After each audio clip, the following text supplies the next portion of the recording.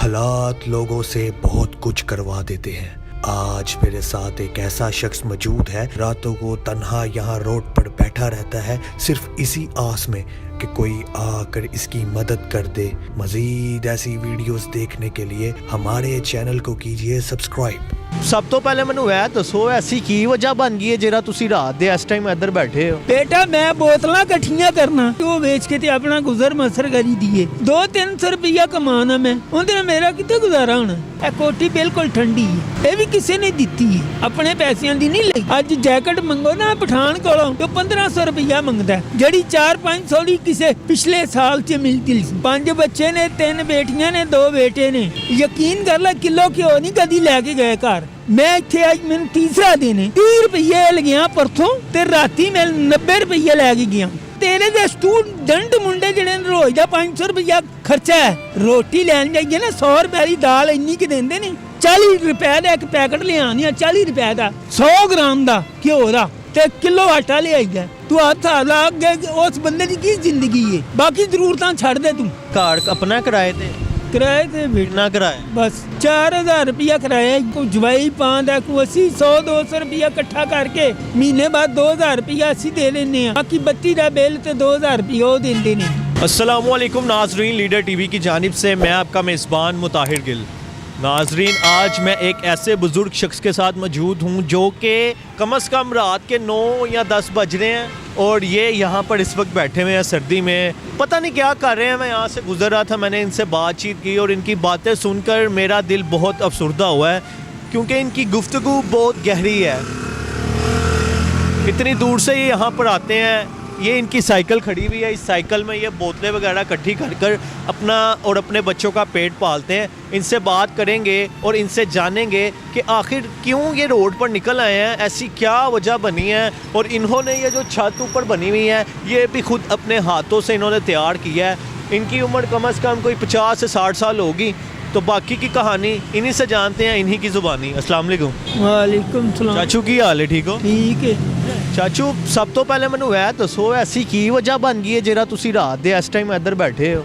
बेटा अज इन्नी महंगाई है जिंदी गल नहीं कहन दी, ते महंगाई दे विच गुजारा नहीं हुंदा।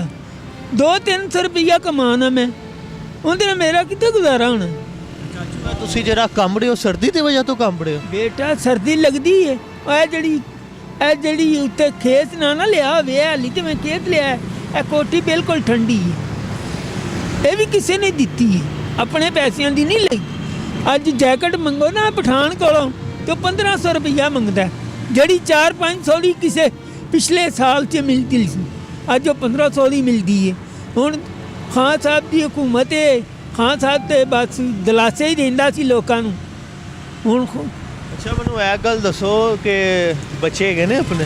हाँ जी। कितने बच्चे? 5 बच्चे ने, 3 बेटियां ने, 2 बेटे ने। बेटे नहीं तानू कहंदे कि अब्बा तू घर बैठ, किधर चलना है, क्यों सर्दी च बाहर? अपना गुजारा नहीं हुंदा। एक 17-18 हज़ार लैण वाले बच्चे का की गुजारा होएगा? तुसी आप समझदार जे। आज 400 रुपये किलो के होए, बल्कि ये तो ज़्यादा हो गया हुण। हाँ जी, तो हुण यकीन कर ला किलो घ्यो नहीं कदी लैके गए घर। अज तो 2 दिन पहले दी, 3 दिन पहले दी तेन मैं गल दसना। मैनू 2 बच्चे आए मोटरसाइकिल ते, मैनू वो देगा 40 रुपये। फिर आए 1 मिनट बाद फिर आ गए, फिर वो ही मुंडे, फिर उन्हें मैंने दे दिते 70 रुपये। ठीक है, मैं क्या बेटा टाइम दस दियो, मैं जान लगा। अंकल 10 बज गए ने। मैं उठ के टुर पिया तो अपना पंप के कोल गया ना मैं, तो मेरे मगर फिर आ गया।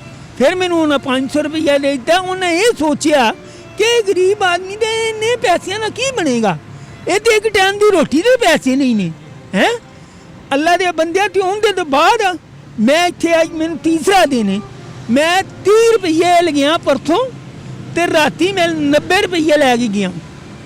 ठीक है, लोग जेड़ा 50 दिंदा सी ना, इस वेले 5 रुपये नहीं देंदा कोई। खुदा दी कसम किसी ने 1 रुपया नहीं दिता। मैं इतने बैठा हाँ। मैनू एक गल होर दसो, है जी साइकिल तुसी रखी है, इस साइकिल ते की तुसी काम की करते हो? बेटा मैं बोतलां कट्ठियां करना ते दुकानदार को पेटी गत्ता लै लिया जेड़ा खाली करते हैं। हाँ जी, वो लै लिया तो वो बेच के ते अपना गुजर बसर करी दिए। ਤੇ ਕਿੰਨੇ ਕੁ ਦਾ ਹੁੰਦਾ 2-300 ਰੁਪਏ ਦਾ, ਕਿਸੇ ਦਿਨ ਵੱਧ ਮਿਲ ਜਾਂਦਾ, ਕਿਸੇ ਵੇਲੇ ਘੱਟ ਮਿਲ ਜਾਂਦਾ। ਹੁਣ ਤਾਂ ਬੋਤਲ ਤੇ ਵੈਸੇ ਹੀ ਨਹੀਂ ਲੱਭਦੀ। ਸਰਦੀਆਂ ਹੈਗੀਆਂ। ਹਾਂਜੀ ਬੱਚੇ ਜਿਹੜੇ ਹੈਗੇ ਨੇ 17-18 ਰੁਪਏ ਇੱਕ ਬੱਚਾ ਤੁਹਾਡਾ ਹਾਂਜੀ, ਕਮਾਉਂਦਾ ਹਾਂਜੀ, ਹੈ, ਹਾਂਜੀ। ਉਹਦੇ 'ਚ ਤੁਹਾਨੂੰ ਕਿੰਨੇ ਪੈਸੇ ਦਿੰਦੇ? ਕੁਛ ਵੀ ਨਹੀਂ ਬੇਟਾ, ਕੁਛ ਵੀ ਨਹੀਂ ਹੈ ਬੇਟਾ। ਸ਼ਹਿਨਸ਼ਾਹ ਵਾਲੀਆਂ ਗੱਲਾਂ ਕਰਨਾ ਹੈ। ਓਏ ਅੱਲਾ ਦੀਆਂ ਬੰਦਿਆ, ਅੱਜ ਇੰਨੇ ਪੈਸਿਆਂ ਨਾਲ ਤੇ ਯਕੀਨ ਕਰਨਾ ਘੱਟ ਤੋਂ ਘੱਟ ਵੀ, ਮੈਂ ਆਪਣੇ ਬੱਚਿਆਂ ਦੀ ਗੱਲ ਨਹੀਂ ਕਰਦਾ, ਹਰ ਮਜ਼ਦੂਰ ਦੀ ਤਨਖਾਹ ਕਮ ਸੇ ਕਮ ਜਿਹੜੀ ਹੈ ਨਾ 40,000 ਹੋਣੀ ਚਾਹੀਦੀ ਹੈ। ਉਹਦੀ ਕੀ ਵਜ੍ਹਾ ਹੈ? ਉਹਦੀ ਵਜ੍ਹਾ ਇਹ ਕਿ ਅੱਲਾ ਦੇ ਬੰਦੇ ਅਗਲੇ ਦਾ ਗੁਜ਼ਾਰਾ ਹੀ ਨਹੀਂ ਹੁੰਦਾ। ਬਾਜ਼ਾਰੋਂ ਸੌਦਾ ਲੈ ਕੇ ਹੁਣ ਜਾ ਮੇਰੇ ਨਾਲ ਚੱਲ, ਮੈਨੂੰ ਉੱਥੋਂ ਸੌਦਾ ਲੈ ਕੇ ਦੇਈ ਤੇ ਤੈਨੂੰ ਪਤਾ ਲੱਗ ਜਾਏਗਾ। ਤੁਸੀਂ ਕਿਸ ਤਰ੍ਹਾਂ ਗੁਜ਼ਾਰਾ ਕਰਦੇ ਹੋ? ਡੇਲੀ 90 ਰੁਪਏ 40 ਰੁਪਏ 50 ਰੁਪਏ ਲੈ ਕੇ ਜਾਂਦੇ ਹੋ? ਨਾ ਜੀ, ਲਿਜਾਨੇ 200-400 ਰੁਪਈਆ ਲੈ ਕੇ ਜਾਨੀ ਆ, ਲੇਕਿਨ ਬੇਟਾ ਉਹਦੀ ਗੁਜ਼ਾਰਾ ਨਹੀਂ ਹੁੰਦਾ। ਕੋਈ ਬੰਦਾ ਕਹਿ ਦੇਵੇ ਹਾਂ ਗੁਜ਼ਾਰਾ ਕਰਕੇ ਵਿਖਾਵੇ, ਹਾਂ ਓਏ ਅੱਲਾ ਦੇ ਬੰਦਿਆ, ਤੇਰੇ ਦੇ ਸਟੂਡੈਂਟ ਮੁੰਡੇ ਜਿਹੜੇ ਨੇ ਰੋਜ਼ ਦਾ 500 ਰੁਪਈਆ ਖਰਚਾ ਹੈ, ਬਲਕਿ ਇਦੋਂ ਵੀ ਜ਼ਿਆਦਾ, ਹਜ਼ਾਰ ਅਗਲੇ ਬਹਿ ਕੇ ਖਾਂਦੇ ਨੇ। ਹੈਂ ਰੋਟੀ ਲੈਣ ਜਾਈਏ ਨਾ 100 ਰੁਪਏ ਦੀ ਦਾਲ ਇੰਨੀ ਕਿ ਦਿੰਦੇ ਨੇ, ਹੈਂ ਜੀ, ਤੇ 10 ਰੁਪਏ ਦੀ ਰੋਟੀ ਹੈ। ਕੀ ਲੈਂਗਾ ਉਹਦੇ 'ਚ? 100 ਰੁਪਏ ਦੀ ਚਾਹ ਬਣਦੀ ਹੈ, ਤੇ ਜੇ ਬਾਜ਼ਾਰੋਂ ਪੀਵੇਂ ਤੇ ਫੇਰ ਵੀ 100 ਹੀ ਲੱਗ ਜਾਣਾ। 30 ਰੁਪਏ ਦੀ ਚਾਹ ਹੈ, 100 ਨਾ ਲੱਗਾ। ਤੇ ਤੁਸੀਂ ਕਿੰਨੇ ਵਜੇ ਆਉਂਦੇ ਹੋ? ਹੈਂ ਕਿੰਨੇ ਵਜੇ ਆਉਂਦੇ ਹੋ? ਮੈਂ ਜੀ ਤਕਰੀਬਨ ਕੋਈ ਉੱਥੋਂ ਘਰੋਂ ਤੇ 9-10 ਵਜੇ ਨਿਕਲ ਆਣਾ। ਠੀਕ ਹੈ ਜੀ। ਇੱਥੇ ਕਿੰਨੀ ਦੇਰ 'ਚ ਪਹੁੰਚ ਜਾਂਦੇ? ਇੱਥੇ ਮੈਂ ਉੱਥੇ ਨੇ ਘੰਟੇ ਬਾਅਦ ਮੈਂ ਆ ਜਾਂਦਾ ਇੱਧਰ ਸ਼ਹਿਰ ਵੱਲੀ। ਠੀਕ ਹੈ ਨਾ, ਮੈਂ ਇੱਧਰ ਫਿਰਨਾ 6-7 ਘੰਟੇ, ਫਿਰ ਮੈਂ ਆਦਾ ਚਲਿਆ ਜਾਣਾ। ਇੱਥੇ ਕਿਸ ਉਮੀਦ 'ਚ ਹੁਣ ਤੁਸੀਂ ਬੈਠੇ ਹੋ? ਕੋਈ ਫਰਿਸ਼ਤਾ ਆਵੇ ਤੁਹਾਡੀ ਮਦਦ ਕਰ ਜਾਏ? ਅੱਲਾ ਦਾ ਬੰਦਾ ਕੋਈ ਵੜੀਕ 'ਚ ਬੈਠਿਆ ਰਹੀਦਾ, ਕੋਈ ਅੱਲਾ ਦਾ ਬੰਦਾ ਪੁੱਛੇਗਾ ਹੀ ਨਾ ਆਗੇ। ਜਿਸ ਤਰ੍ਹਾਂ ਹੁਣ ਤੂੰ ਇੰਟਰਵਿਊ ਕਰ ਰਹੀ ਹੈ, ਮੈਂ ਜਦੋਂ ਤੂੰ ਆਇਆ ਮੈਂ ਸੁੱਤਾ ਹੋਇਆ ਸੀ। ਤੇ ਸੀ ਠੀਕ ਹੈ, ਮੈਂ ਇਹ ਤੇ ਨਹੀਂ ਕਿ ਕਿਸੇ ਨੂੰ ਕਹਿ ਰਿਹਾ ਕਿ ਮੈਨੂੰ ਦੇ ਜਾ, ਮੈਂ ਬੈਠਾ ਆਰਾਮ ਨਾਲ। ਕੋਈ ਅੱਲਾ ਦਾ ਬੰਦਾ ਖਲੋ ਜਾਵੇ ਸੋਚ ਕੇ ਕਿ ਯਾਰ ਬੱਚੇ ਇੱਥੇ ਬੈਠਾ ਹੁਣ ਹੈ। ਮੇਰੀ ਗੱਲ ਸੁਣੋ, ਹੁਣ 80-90 ਰੁਪਏ ਮਿਸਾਲ ਦੇ ਤੌਰ 'ਤੇ ਤੁਸੀਂ ਕਮਾਏ ਨੇ, ਇੱਕ- ਹੁਣ ਤੁਸੀਂ ਘਰ 'ਚ ਮੇਰੀ ਸੁਣ ਲਓ, ਹੁਣ ਤੁਸੀਂ ਘਰ ਜਾਣਾ ਹੈ, ਹਾਂ। ਤੁਹਾਡੀ ਬੇਗਮ ਵੀ ਗਏ ਨੇ, ਤੇ ਖਾਣਾ ਤੁਹਾਡੀ ਬੇਗਮ ਨੇ ਤੁਹਾਨੂੰ ਬਣਾ ਕੇ ਦੇਣਾ ਜਾਂ ਤੁਹਾਡੀ ਜਿਹੜੀ ਬਹੂਆਂ ਹੈਗੀਆਂ ਉਹਨਾਂ ਨੇ? ਬੇਟਾ ਕਿਸੇ ਨਹੀਂ ਦੇਣਾ, ਇੰਨੇ ਪੈਸਿਆਂ ਨਾਲ ਘਰ ਖਾਣਾ ਪੱਕਦਾ ਹੀ ਨਹੀਂ। ਤੂੰ ਯਕੀਨ ਕਰਾਂ, ਅਸੀਂ 40 ਰੁਪਏ ਦਾ ਇੱਕ ਪੈਕਟ ਲਿਆਉਂਦੇ ਹਾਂ, 40 ਰੁਪਏ ਦਾ 100 ਗ੍ਰਾਮ ਦਾ ਘਿਓ ਦਾ ਤੇ ਕਿਲੋ ਆਟਾ ਲਿਆਈਦਾ, ਤੇ 100 ਰੁਪਏ ਦੀ ਚਾਹ ਬਣਦੀ ਹੈ। ਤੂੰ ਹੱਥ ਲਾ ਅੱਗੇ, ਉਸ ਬੰਦੇ ਦੀ ਕੀ ਜ਼ਿੰਦਗੀ ਹੈ? ਬਾਕੀ ਜ਼ਰੂਰਤਾਂ ਛੱਡ ਦੇ ਤੂੰ। ਇਹ ਜਿਹੜੀ ਛੱਤ ਉੱਤੇ ਬਣੀ ਆਪ ਬਣਾਈ ਹੈ? ਆ ਬਸ ਬੇਟਾ, ਬਣੀ ਬਣਾਈ ਮਿਲ ਗਈ ਹੈ।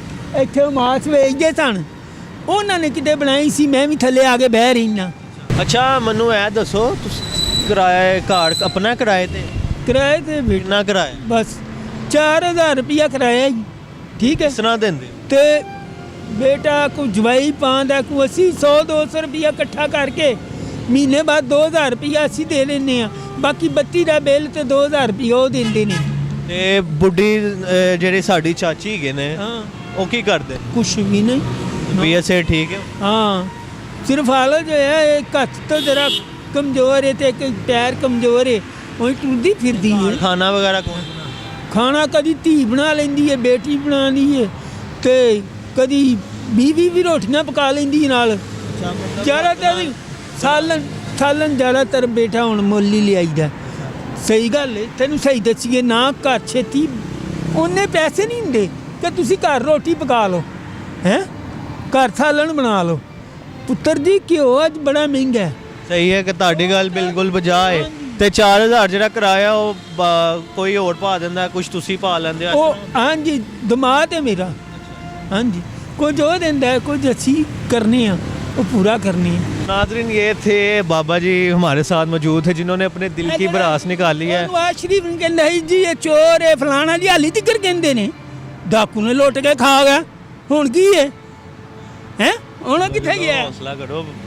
तो नाज़रीन, ये थे हमारे साथ बाबा जी जिन्होंने अभी अपने दिल की भड़ास निकाली है और सब कुछ अपना बताया है। अगर कोई इनकी मदद करना चाहता है, ये इतनी दूर से साइकिल पर आकर यहाँ पर बोतलें वगैरह इकट्ठी कर अपना ज़िंदगी का गुजारा करते हैं, तो अगर कोई इनकी मदद करना चाहता है, इनके पास मोबाइल फ़ोन नहीं है, तो वो इधर फैसल टाउन मनिया स्टॉप के पास शेल का पेट्रोल पंप है, उधर ये बैठे होते हैं, तो आकर इनकी मदद कर सकता है। तो उम्मीद करता हूँ वीडियो पसंद आई होगी। लीडर टीवी को देखते रहिए, देखने के साथ साथ चैनल को कीजिए सब्सक्राइब। मुझे दीजिए इजाज़त, अल्लाह हाफिज़।